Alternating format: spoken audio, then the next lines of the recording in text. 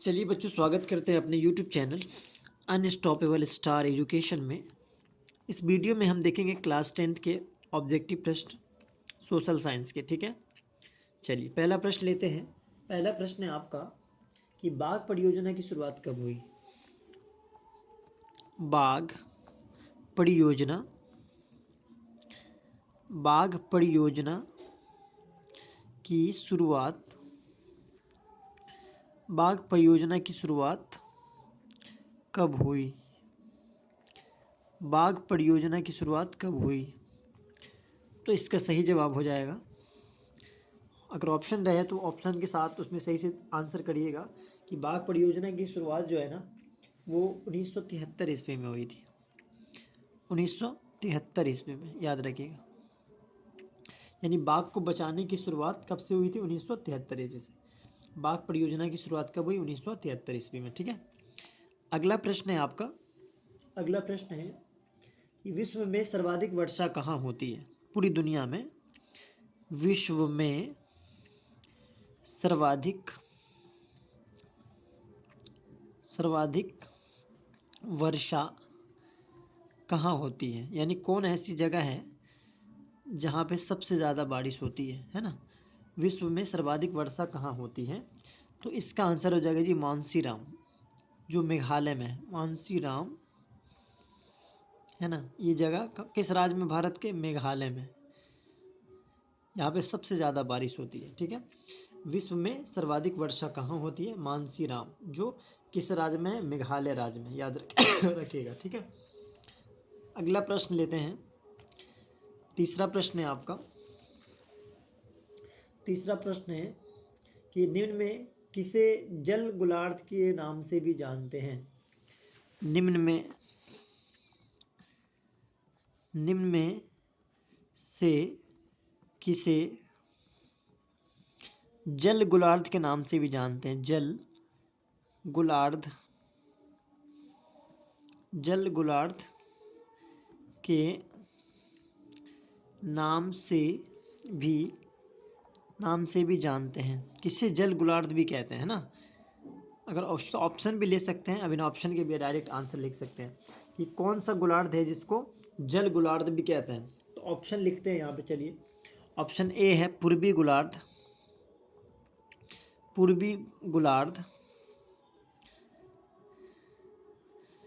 Option B है आपका उत्तरी गुलार्ध। ऑप्शन सी है आपका दक्षिणी गुलार्ध।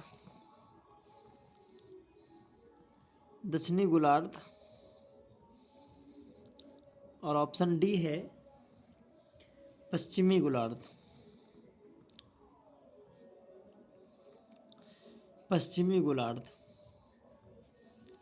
तो कौन सा गुलार्ध है जिसको जल गुलार्ध के नाम से जानते हैं? तो इसका सही जवाब हो जाएगा जी दक्षिणी गुलार्ध को जल गुलार्ध भी कहा जाता है। ठीक है, निम्न में से किस गुलार्ध को जल गुलार्ध के नाम से जाना जाता है? तो बोलेंगे दक्षिणी गुलार्ध, है ना। अगला प्रश्न है आपका कि 1973 में, अगला प्रश्न है 1973 से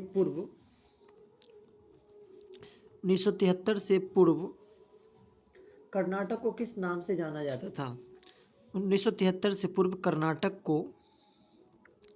कर्नाटक एक राज्य भारत का, कर्नाटक को किस नाम से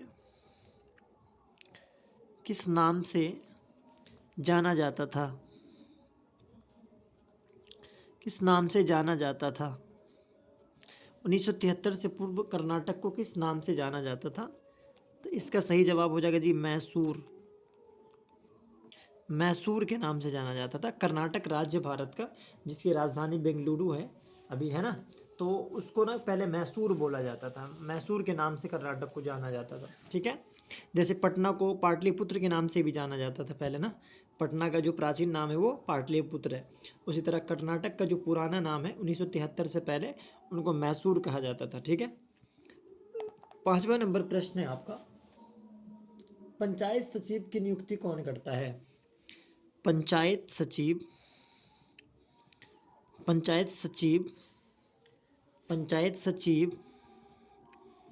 की नियुक्ति कौन करता है?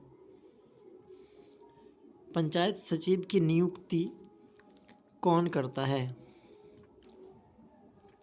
पंचायत सचिव की नियुक्ति कौन करता है? तो इसका आंसर लिखेंगे, पंचायत सचिव की जो नियुक्ति है ना, वो कौन करता है? इसका आंसर लिखेंगे आप, राज्य सरकार खुद जो है, राज्य सरकार पंचायत सचिव की नियुक्ति करती है ना। पंचायत सचिव की नियुक्ति कौन करता है? तो बोलेंगे राज्य सरकार। पंचायत सचिव की नियुक्ति कौन करता है? राज्य सरकार। अगला प्रश्न है आपका, अगला प्रश्न है, बेल्जियम में जनसंख्या का बड़ा भाग कौन सी भाषा बोलता है? बेल्जियम में जनसंख्या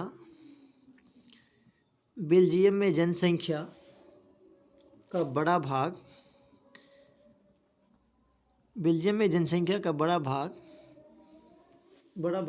कौन सी भाषा बोलता है? बड़ा भाग कौन सी भाषा बोलता है? कौन सी भाषा बोलता है? यानी बेल्जियम एक देश है, जिस तरह भारत एक देश है उसी तरह बेल्जियम एक देश है। तो बेल्जियम के जो अधिकतर लोग हैं वो कौन सी भाषा का इस्तेमाल करते हैं? तो उसका आंसर हो जाएगा जी डच। वो डच भाषा ज़्यादा बोलते हैं। ठीक है, बेल्जियम जनसंख्या का बड़ा भाग कौन सी भाषा बोलता है? तो बोलेंगे डच भाषा। ठीक है, 7वां नंबर प्रश्न है आपका, 7वां नंबर प्रश्न है कि निम्न में से कौन संघ सूची का विषय नहीं है? निम्न में से कौन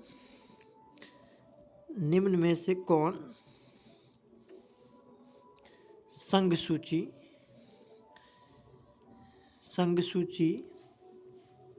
का विषय नहीं है? संघ सूची का विषय नहीं है। निम्न में से कौन संघ सूची का विषय नहीं है? ऑप्शन ए है आपका विदेशी मामले।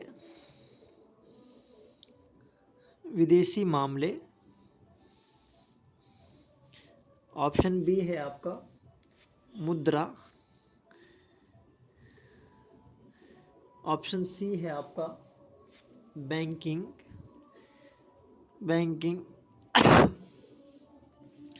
और ऑप्शन डी है आपका कानून व्यवस्था।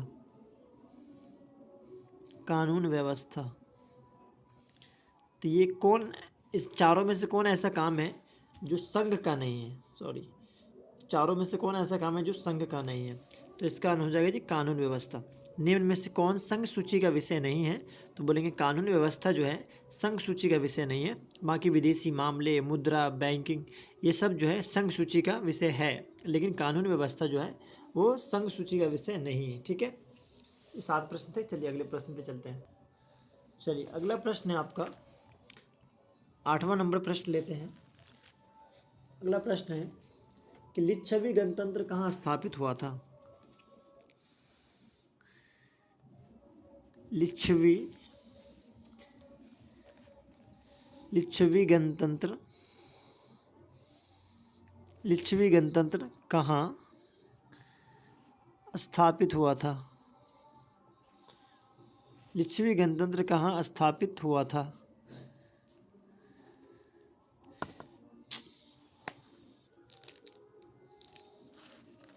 लिच्छवी गणतंत्र कहाँ स्थापित हुआ था? लिच्छवी गणतंत्र कहाँ स्थापित हुआ था? लिच्छवी गणतंत्र कहाँ स्थापित हुआ था? तो इसका आंसर हो जाएगा बाबू वैशाली में जो है लिच्छवी गणतंत्र स्थापित हुआ था। लिच्छवी गणतंत्र कहाँ स्थापित हुआ था? लिच्छवी, लोअर सी ली, चौ में छौ, व दीर्घ वी। लिच्छवी गणतंत्र कहाँ स्थापित हुआ? क्या कहेंगे? वैशाली। अगला प्रश्न है आपका, दल बदल कानून निम्न में से किस पर लागू होता है? दल बदल कानून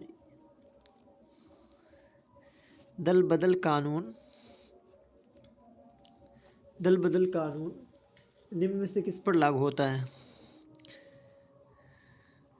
निम्न में से किस पर लागू होता है? निम्न में से किस पर लागू होता है? दल बदल कानून निम्न में से किस पर लागू होता है? दल बदल कानून निम्न में से किस पर लागू होता है? तो इसका सही जवाब हो जाएगा सांसदों और एवं विधायकों पर। सांसदों एवं विधायकों पर। सांसदों और विधायकों पर जो है दल बदल कानून लागू होता है।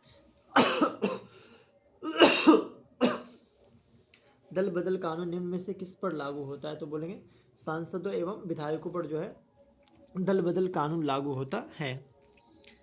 अगला प्रश्न है आपका, अगला प्रश्न है कि नगर पालिका के कार्य क्षेत्र, नगर पालिका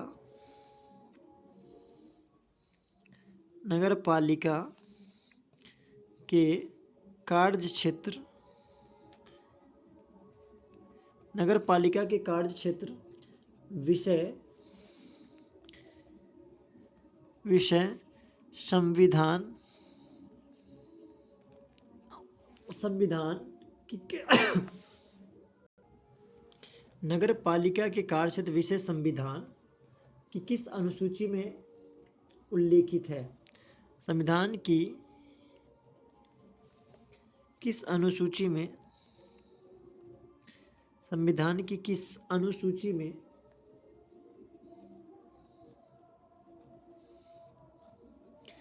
संविधान की किस अनुसूची में उल्लेखित है? संविधान की किस अनुसूची में उल्लेखित है? नगर पालिका के कार्य क्षेत्र विषय, यानी नगर पालिका जो काम है, नगर पालिका का जो काम है वो नगर पालिका आमतौर पर बड़े शहर में होता है। तो नगर पालिका के कार्य क्षेत्र विषय संविधान की किस अनुसूची में उल्लेखित है? तो इसका आंसर आप देखिए किस अनुसूची में उल्लेखित है। तो इसका सही जवाब हो जाएगा आपका 12वीं अनुसूची। 12वीं अनुसूची, 12वीं अनुसूची नगर पालिका के कार्य क्षेत्र विषय संविधान की किस अनुसूची में उल्लेखित है? 12वीं अनुसूची, ठीक है ना। नगर पालिका के कार्य क्षेत्र विषय संविधान की किस अनुसूची में उल्लेखित है? तो बोलेंगे 12वीं अनुसूची। अगला प्रश्न है आपका, अगला प्रश्न है कि पंचायती राज प्रणाली की शुरुआत कहाँ हुई? पंचायती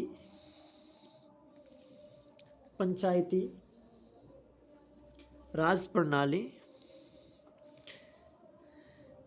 पंचायती राज प्रणाली की शुरुआत कहाँ हुई? प्रणाली की शुरुआत कहाँ हुई? कहाँ हुई? पंचायती राज प्रणाली की शुरुआत कहाँ हुई? पंचायती राज प्रणाली की शुरुआत कहाँ हुई? तो इसका सही जवाब हो जाएगा आपका नागौर से, है ना। नागौर एक जगह है जहाँ से पंचायती राज प्रणाली की शुरुआत हुई, नागौर, है ना। पंचायती राज प्रणाली की शुरुआत कहाँ हुई? तो बोलेंगे नागौर।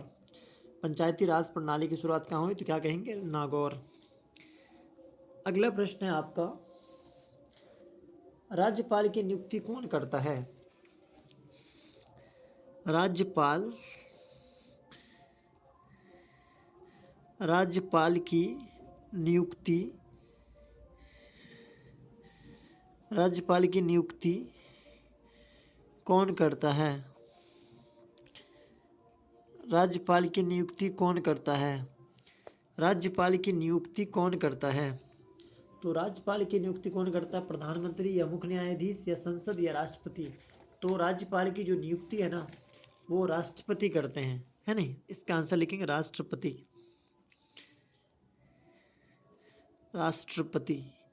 राष्ट्रपति हर राज्य में राज्यपाल होते हैं ना जो केंद्र की तरफ से दिए जाते हैं, तो उसकी नियुक्ति यानी उनको चुनने का काम कौन करता है? राष्ट्रपति, है ना। राज्यपाल की नियुक्ति कौन करता है? तो बोलेंगे राष्ट्रपति। अगला प्रश्न है आपका, नाइजीरिया में संघीय व्यवस्था की स्थापना कब हुई? नाइजीरिया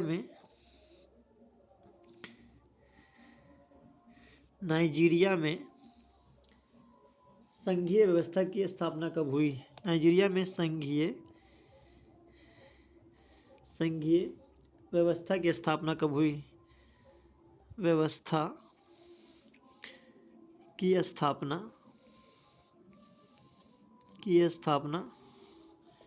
कब हुई, है ना? नाइजीरिया में संघीय व्यवस्था की स्थापना कब हुई?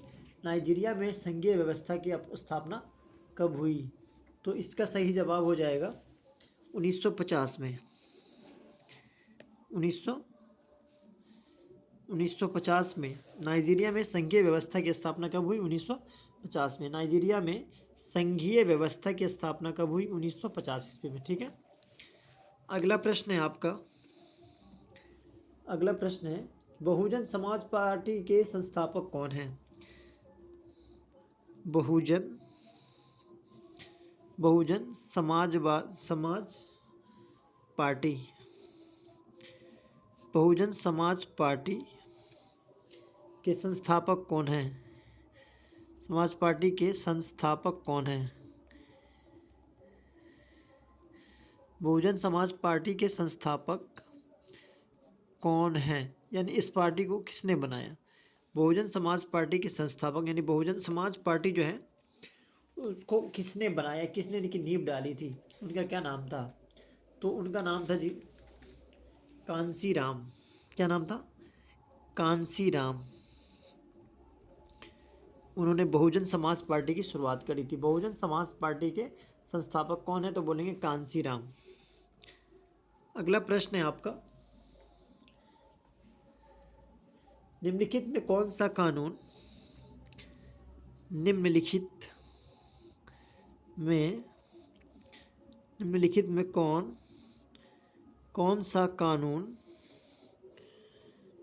में कौन सा कानून लोगों को लोकतांत्रिक सुधार करने के लिए सशक्त बनाता है? कौन सा कानून लोगों को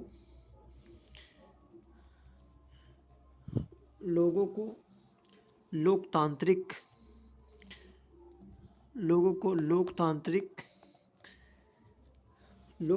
सुधार करने के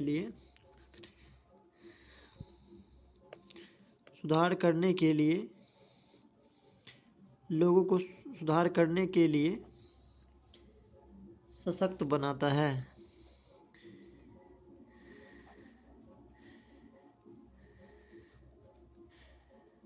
निम्नलिखित में कौन सा कानून लोगों को लोकतांत्रिक सुधार करने के लिए सशक्त बनाता है? ऑप्शन ए शिक्षा का अधिकार अधिनियम, शिक्षा का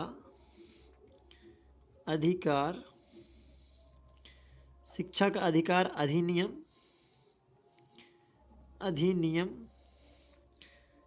ऑप्शन बी सूचना का अधिकार अधिनियम, सूचना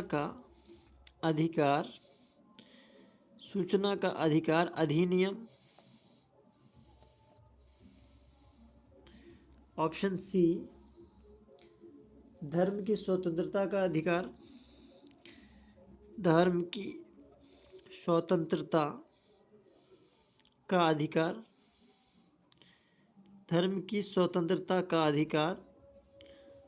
और ऑप्शन डी इनमें से कोई नहीं। इनमें से कोई नहीं।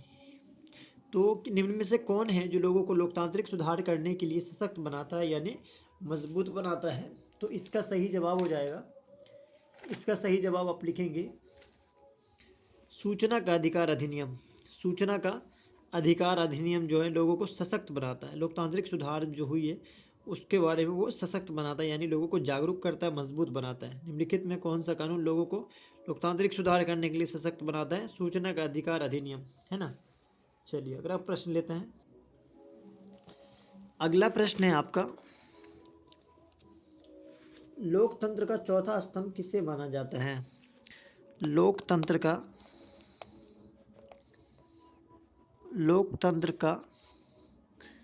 चौथा स्तंभ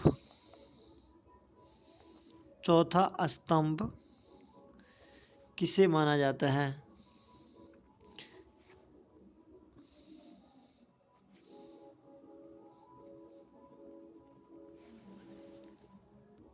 है ना। तो क्वेश्चन है कि लोकतंत्र का चौथा स्तंभ किसे माना जाता है, तो इसका आंसर लिखेंगे आप प्रेस को।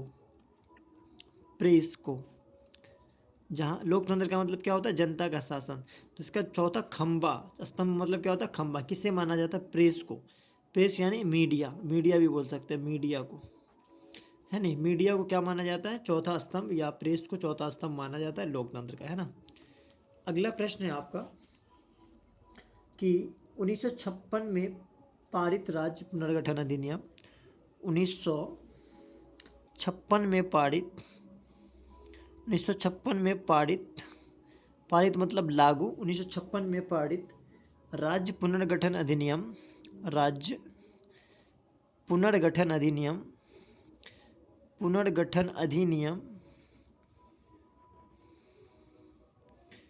पुनर्गठन अधिनियम, पुनर्गठन अधिनियम के तहत भारत को, के तहत भारत को, भारत को कितने राज्यों एवं, कितने राज्यों एवं, कितने राज्यों एवं केंद्र शासित प्रदेशों, केंद्र शासित प्रदेशों, केंद्र शासित प्रदेशों में विभाजित किया गया था, प्रदेशों में विभाजित किया गया था, किया गया था, है नहीं। 1956 में जो पारित राज्य पुनर्गठन अधिनियम था, उसके तहत भारत को कितने राज्य में और कितने केंद्र शासित प्रदेशों में बांटा गया था, तो उसका आप जवाब देंगे, उसका सही जवाब हो जाएगा जी 14 और 6। आंसर में क्या लिखेंगे, 14 और 6। इसका मतलब क्या हुआ कि जब 1956 में राज्य पुनर्गठन अधिनियम लागू हुआ था, उसके तहत भारत में 14 राज्य थे और 6 केंद्र शासित प्रदेश थे, ठीक है ना।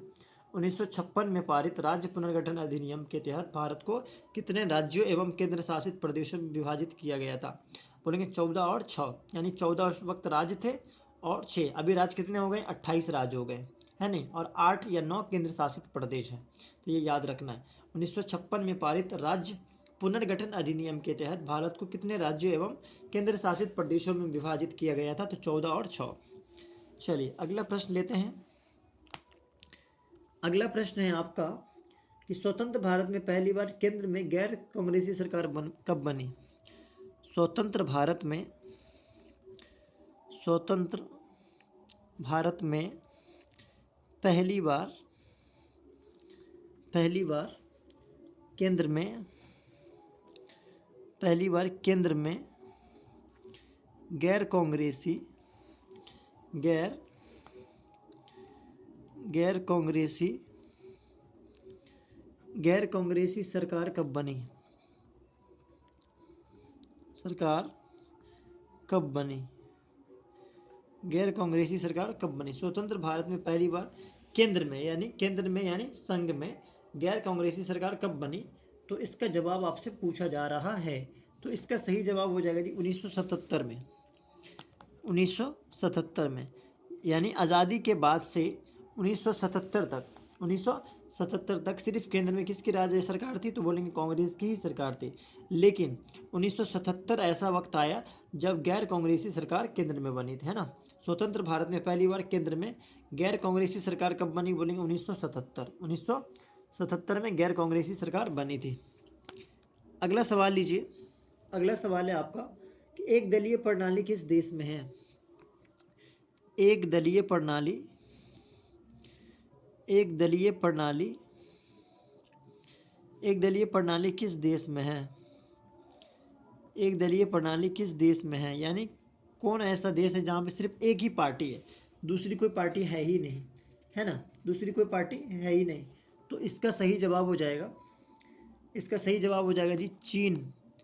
चीन में कम्युनिस्ट सरकार है और वहाँ पे कभी चुनाव नहीं होता है, तो एक दलीय प्रणाली है वहाँ पे। लेकिन हमारे देश में बहुत सारी पार्टियाँ हैं, है ना, दल है, बहुत सारा दल है, यानी बहुत सारी पार्टियाँ हैं। तो एक दलीय प्रणाली किस देश में है, तो क्या कहेंगे आप, इसका आंसर चीन होगा इसका जवाब, ठीक है। अगला सही है। अगला क्वेश्चन है ताड़ी विरोधी आंदोलन किनके द्वारा चलाया गया? ताड़ी विरोधी आंदोलन, ताड़ी विरोधी आंदोलन, ताड़ी विरोधी आंदोलन, ताड़ी विरोधी आंदोलन किनके द्वारा चलाया गया? किनके द्वारा चलाया गया? ताड़ी विरोधी आंदोलन किनके द्वारा चलाया गया? किसने ताड़ी विरोधी आंदोलन चलाया, ये आपसे कह रहा है ना। ताड़ी विरोधी आंदोलन किनके द्वारा चलाया गया? ताड़ी विरोधी आंदोलन किनके द्वारा चलाया गया? तो इसका आंसर हो जाएगा जी महिलाओं द्वारा, है ना। किनके द्वारा? महिलाओं द्वारा, महिलाओं द्वारा। ताड़ी विरोधी आंदोलन किनके द्वारा चलाया गया? तो क्या बोलेंगे? महिलाओं द्वारा, महिलाओं द्वारा ताड़ी विरोधी आंदोलन चलाया गया।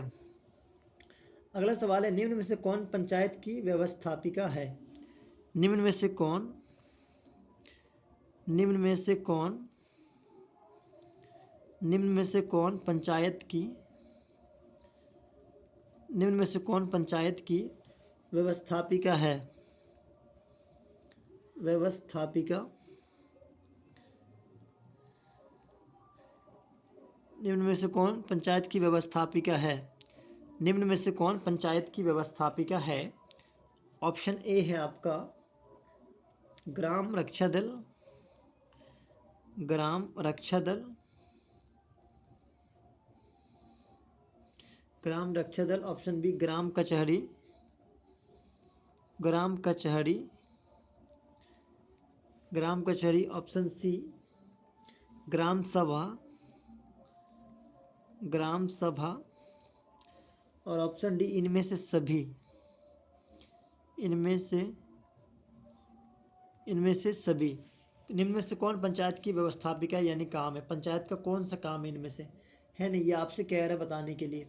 तो इसका सही जवाब हो जाएगा जी ग्राम सभा, है नहीं। इसका आंसर सही क्या हो जाएगा? ग्राम सभा जो इसका आंसर है बिल्कुल सही होगा। ग्राम सभा जो है वो पंचायत की व्यवस्थापिका है, ठीक है। निम्न में से कौन पंचायत की व्यवस्थापिका है? तो बोलेंगे ग्राम सभा, है ना। अगला प्रश्न है आपका, अगला प्रश्न है 63 नंबर प्रश्न है, आप सॉरी 22वां नंबर प्रश्न है। 22वां नंबर प्रश्न है कि निम्न में से कौन पंचायत की, निम्न में से कौन एक केंद्र शासित प्रदेश है? निम्न में से कौन, निम्न में से कौन एक केंद्र शासित प्रदेश है? एक केंद्र शासित प्रदेश है। निम्न में से कौन एक केंद्र शासित प्रदेश है? निम्न में से कौन एक केंद्र शासित प्रदेश है? ऑप्शन ए है आपका उत्तराखंड। ऑप्शन ए में क्या है? उत्तराखंड। ऑप्शन बी है आपका गोवा। ऑप्शन सी है आपका जम्मू और कश्मीर, जम्मू और कश्मीर, जम्मू और कश्मीर। और ऑप्शन डी है आपका नागालैंड, नागालैंड। तो इनमें से कौन है जो केंद्र शासित प्रदेश है, आपको बताना है। तो इसका सही जवाब हो जाएगा जी जम्मू और कश्मीर जो है वो केंद्र शासित प्रदेश है ना। जम्मू और कश्मीर क्या है? केंद्र शासित प्रदेश है। बाकी उत्तराखंड, गोवा और नागालैंड ये तीनों क्या है? राज्य हैं, भारत के राज्य हैं, ठीक है। अगला प्रश्न है आपका 23वां नंबर प्रश्न है। 23वां नंबर प्रश्न है कि जीवन यापन के लिए अपनाई गई आर्थिक व्यवस्था क्या कहलाती है? अगला प्रश्न है 23वां नंबर, जीवन यापन के लिए, जीवन यापन के लिए, जीवन यापन के लिए अपनाई गई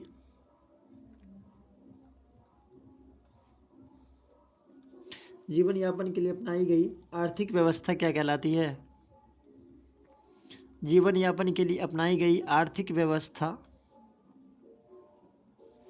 आर्थिक व्यवस्था क्या कहलाती है?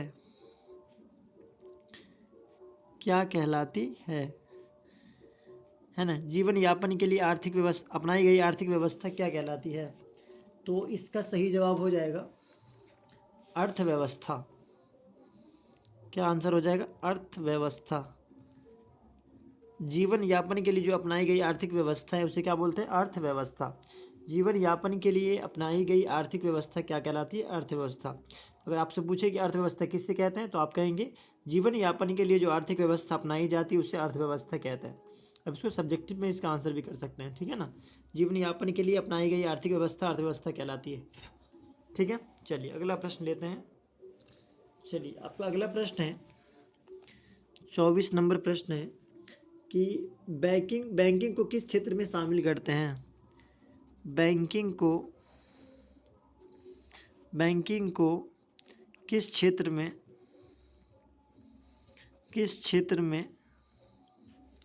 शामिल करते हैं?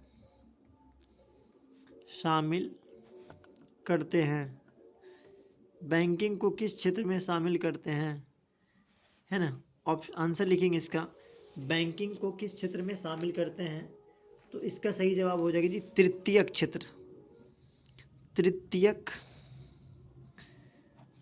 क्षेत्र में बैंकिंग को किस क्षेत्र में शामिल करते हैं, तो बोलेंगे तृतीयक क्षेत्र। बैंकिंग को किस क्षेत्र में शामिल करते हैं? तृतीयक क्षेत्र। अगला 25 नंबर लेंगे। मानव विकास सूचकांक की दृष्टि से मानव विकास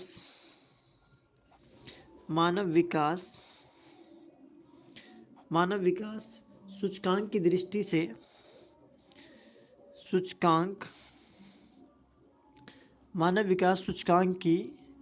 दृष्टि से मानव विकास सूचकांक की दृष्टि से निम्न में से किस देश का स्थान सर्वोपरि है? दृष्टि से निम्न में से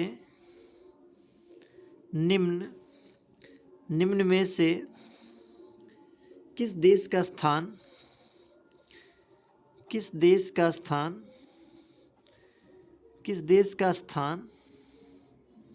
सर्वोपरि है? किस देश का स्थान सर्वोपरि है, यानी कौन सा देश है जहाँ मानव विकास में वो सबसे आगे, इंसान के विकास में वो सबसे आगे है नहीं। निम्न में से किस देश का स्थान सर्वोपरि है? ऑप्शन ए है आपका ऑस्ट्रेलिया।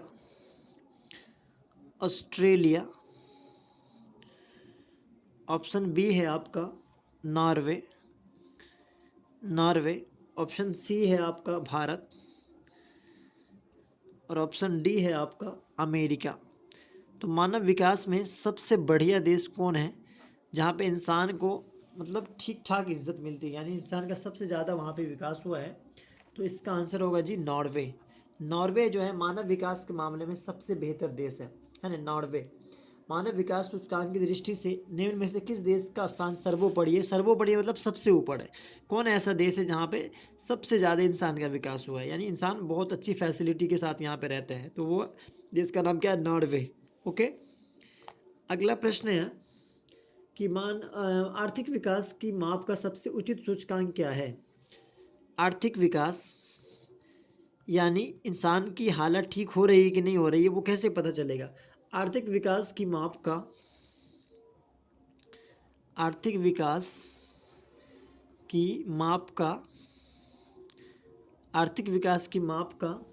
सबसे उचित सूचकांक क्या है?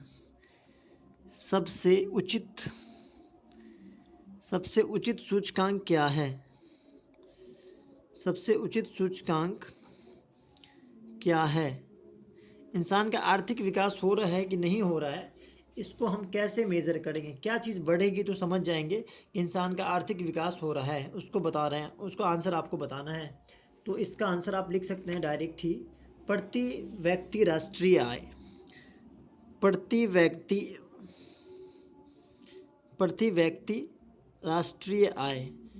राष्ट्रीय आय यानी इंसान की अगर आमदनी बढ़ रही है, यानी वो पैसा ठीक ठाक कमाने लगा है, तो समझिए उसका आर्थिक विकास हो रहा है, उसकी हालात बेहतर हो रही है, ठीक है। आर्थिक विकास की माप का सबसे उचित सूचकांक यानी सूचक क्या है? तो बोलेंगे प्रति व्यक्ति राष्ट्रीय आय, है ना। अगला प्रश्न लेंगे। अगला प्रश्न है आपका कि राष्ट्रीय आय समिति के अध्यक्ष कौन थे? राष्ट्रीय आय यानी देश की जो कुल आमदनी है, राष्ट्रीय आय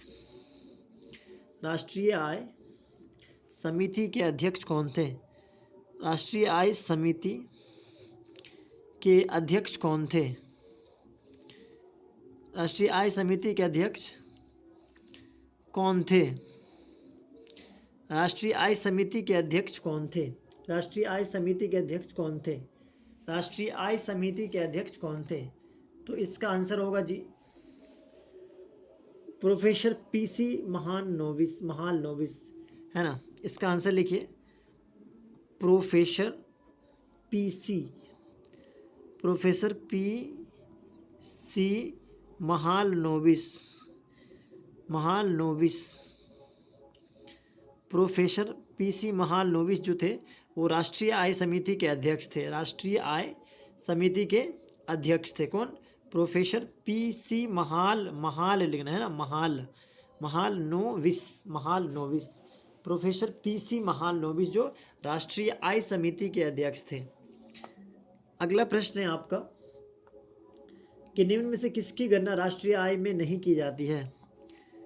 निम्न में से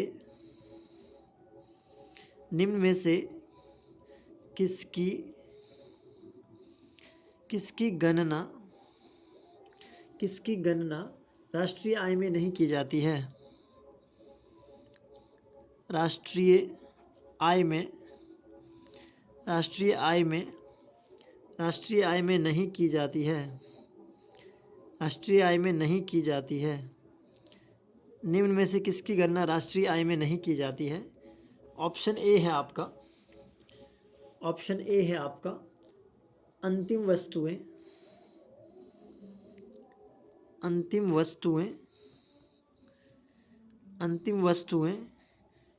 ऑप्शन बी है पुरानी वस्तुएं।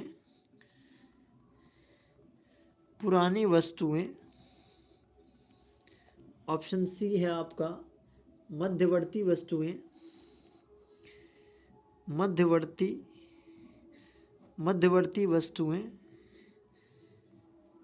और ऑप्शन डी है आपका इनमें से सभी।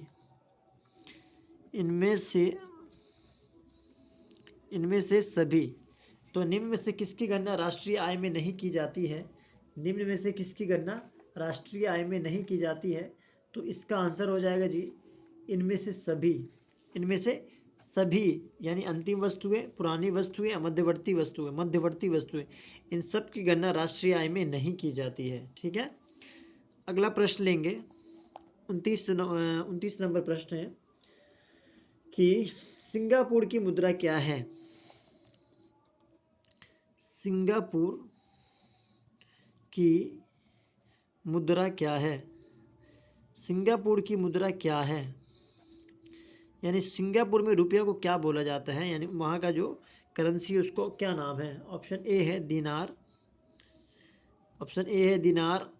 ऑप्शन बी है रियाल, ऑप्शन सी है आपका कोरोना,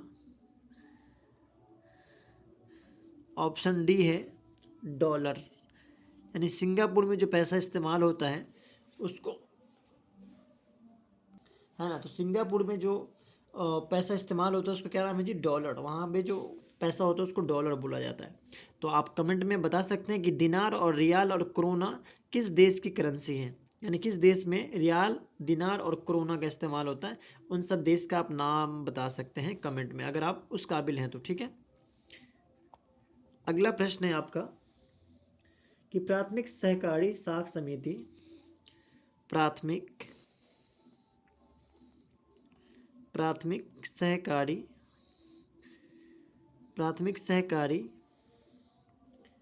साख समिति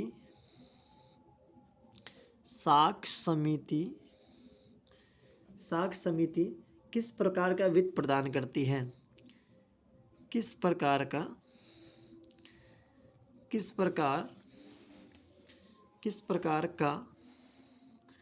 वित्त प्रदान करती है?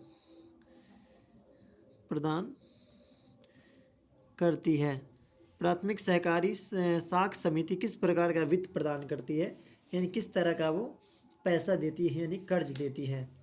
तो इसका सही जवाब हो जाएगा अल्पकालीन यानी थोड़े समय के लिए, अल्प मतलब थोड़ा, कालीन मतलब समय, थोड़े समय के लिए प्राथमिक सहकारी साख समिति क्या करती है, लोगों को कर्ज देती है। प्राथमिक सहकारी साख समिति किस प्रकार का वित्त प्रदान करती है, तो बोलेंगे अल्पकालीन यानी थोड़े समय के लिए। अल्पकालीन का मतलब क्या हुआ, थोड़े समय के लिए, है ना।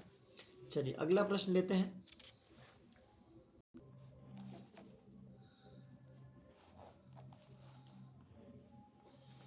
अगला प्रश्न है आपका कि निम्न में से कौन सा खाता सामान्यतः, निम्न में से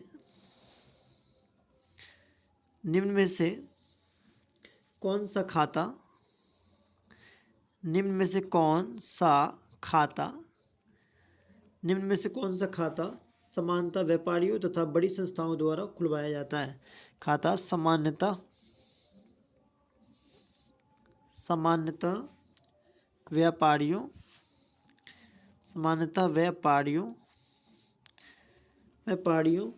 तथा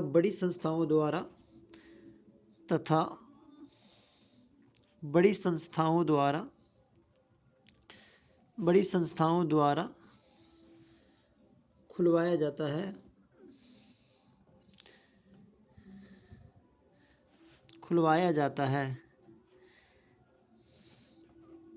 तो इसका आंसर हो जाएगा, इसका आंसर लिखेंगे चालू खाता,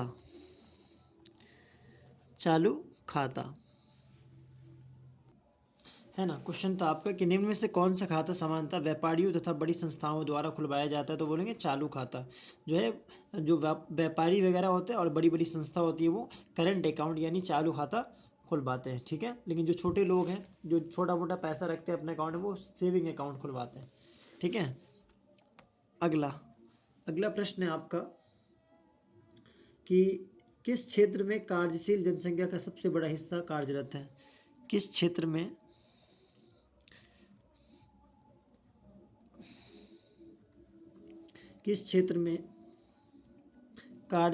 कार्यशील जनसंख्या का सबसे बड़ा हिस्सा कार्यरत है, का सबसे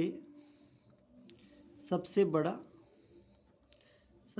हिस्सा कार्यरत है, सबसे बड़ा हिस्सा कार्यरत है।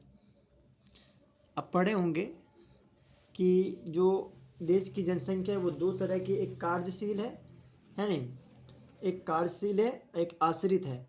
तो कार्यशील जनसंख्या में जो लोग आते हैं उनमें सबसे ज़्यादा लोग किस क्षेत्र में काम करते हैं, कृषि क्षेत्र में या औद्योगिक क्षेत्र में या सेवा क्षेत्र में, या इनमें से कोई नहीं। क्या आंसर होगा इसका, तो आप इसका आंसर लिखेंगे जी, इसका आंसर हो जाएगा कृषि क्षेत्र। कृषि क्षेत्र में अधिकतर लोग क्या है, काम पे लगे हुए हैं, ठीक है। कृषि क्षेत्र में, है ना, कृषि क्षेत्र में सबसे ज़्यादा लोग काम कर रहे हैं। कार्यशील जनसंख्या का सबसे बड़ा हिस्सा कार्यरत है यानी काम कर रहा है। किस क्षेत्र में कर रहा है, कृषि क्षेत्र में कर रहा है, ठीक है। अगला प्रश्न है आपका, अगला प्रश्न है कि काम के बदले अनाज कार्यक्रम कब शुरू किया गया। काम के बदले अनाज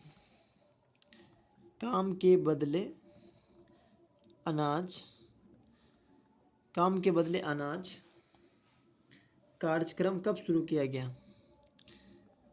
कार्यक्रम कब शुरू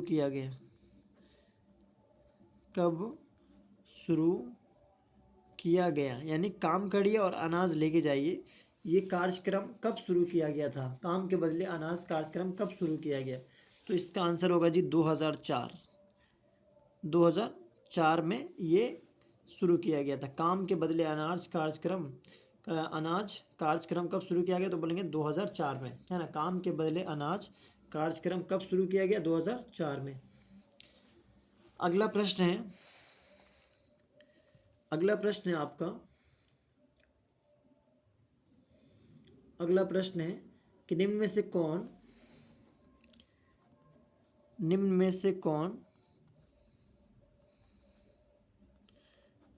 कौन गैर आर्थिक आधारभूत संरचना का अंग है। गैर आर्थिक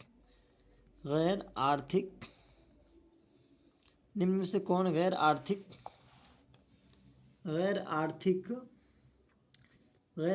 आधारभूत संरचना का अंग है। आधारभूत संरचना का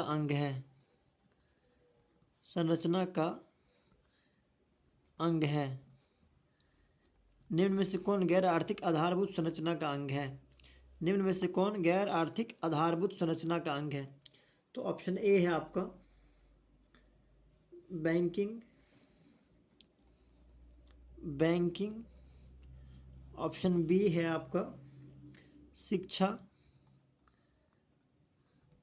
ऑप्शन सी है आपका यातायात और ऑप्शन डी है आपका संचार।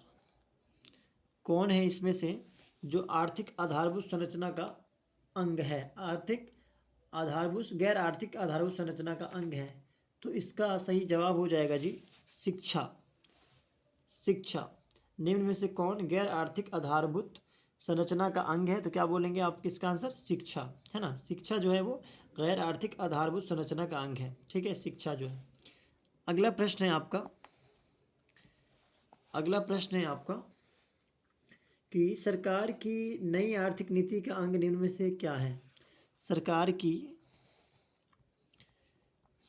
की नई आर्थिक नीति का अंग, नई आर्थिक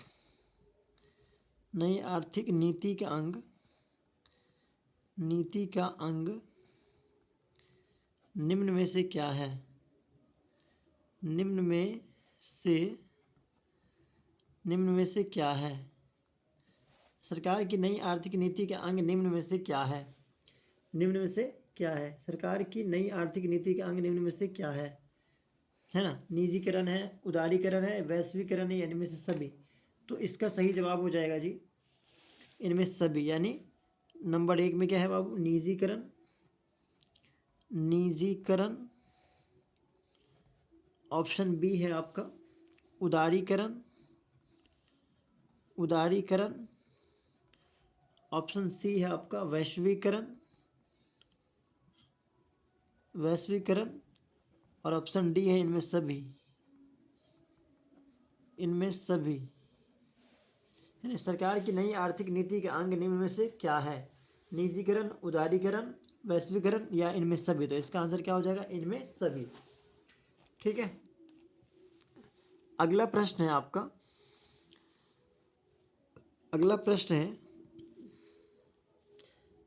प्रश्न लेंगे, राष्ट्रीय उपभोक्ता दिवस कब मनाया जाता है। राष्ट्रीय उपभोक्ता दिवस कब मनाया जाता है। राष्ट्रीय उपभोक्ता दिवस कब मनाया जाता है। कब मनाया जाता है। राष्ट्रीय उपभोक्ता दिवस कब मनाया जाता है, यानी तारीख बताना है। राष्ट्रीय उपभोक्ता दिवस, उपभोक्ता के बारे में पहले भी पढ़े कि उपभोक्ता कौन होता है, जो चीज़ों को उपभोग करता है यानी इस्तेमाल करता है।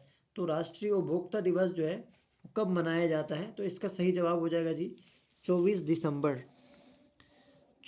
दिसंबर को राष्ट्रीय उपभोक्ता दिवस मनाया जाता है। 24 दिसंबर राष्ट्रीय उपभोक्ता दिवस कब मनाया जाता है, 24 दिसंबर, है ना। अगला प्रश्न है, किस अर्थव्यवस्था में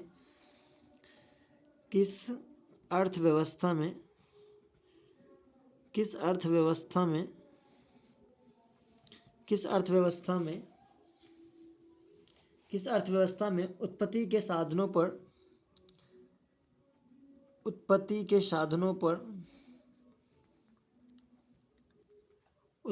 साधनों पर केवल निजी व्यक्तियों का अधिकार होता है।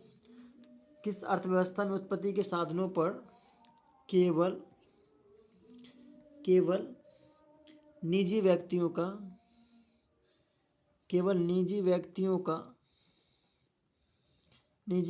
का अधिकार होता है। केवल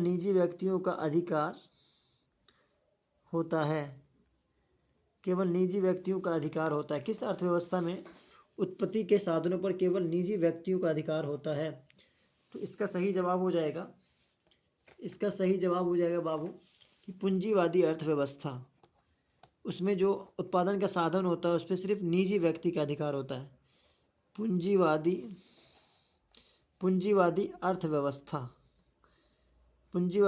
अर्थव्यवस्था में उत्पादन के जितने भी साधन होते हैं उसमें किसी निजी आदमी यानी खास आदमी का अधिकार होता है। तो किस अर्थव्यवस्था में उत्पत्ति के साधनों पर केवल निजी व्यक्तियों का अधिकार होता है? बोलेंगे पूंजीवादी अर्थव्यवस्था, है ना। चलिए अगला प्रश्न है आपका। अगला प्रश्न है कि वर्तमान में भारत में आर्थिक नीति निर्धारण कौन करता है? वर्तमान में भारत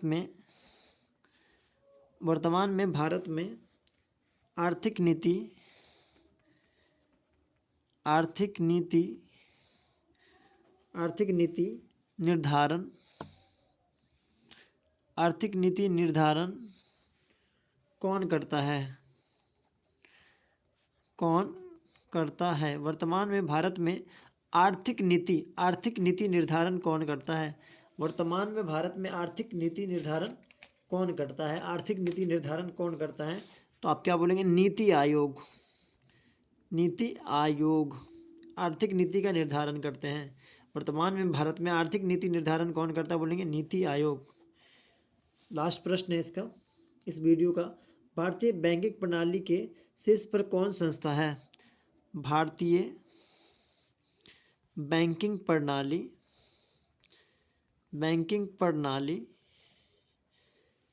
के शीर्ष पर कौन संस्था है? भारतीय बैंकिंग प्रणाली के शीर्ष पर कौन संस्था है? जो भारतीय बैंकिंग प्रणाली में सबसे ऊपर है, यानी बैंक के मामले में सबसे ऊपर जो कौन सा बैंक आता है भारत में? तो बोलेंगे भारतीय रिजर्व बैंक, है नहीं। भारतीय रिजर्व बैंक जो है भारतीय बैंकिंग प्रणाली में शीर्ष पर यानी सबसे ऊपर है।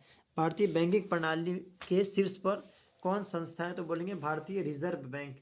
तो इसका करेक्ट आंसर ये हो जाएगा भारतीय रिजर्व बैंक। ठीक है, तो इस वीडियो में इतना ही प्रश्न रखते हैं, इसकी तैयारी सही से कर लीजिए।